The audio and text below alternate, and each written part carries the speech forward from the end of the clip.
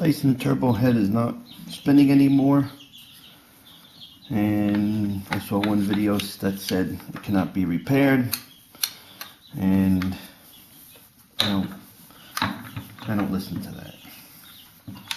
So you take out these 3 screws in the top. Of course, take off the bottom cover first.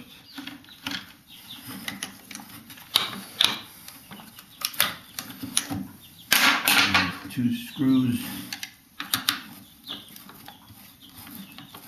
on this.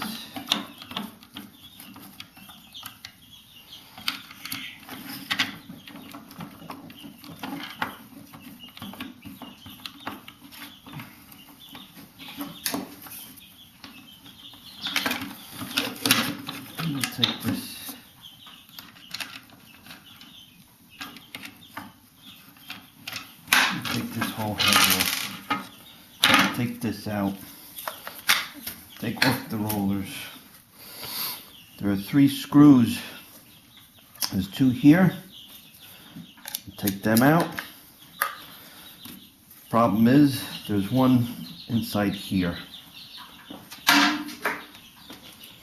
I took a small Allen wrench and ground it down to fit in there and unscrewed that.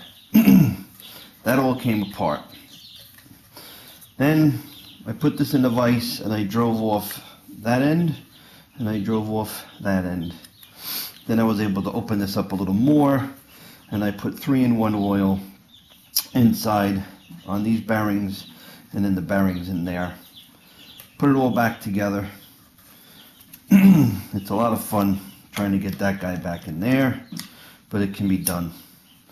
Put it all back together and it worked, instead of spending $125 on a new head.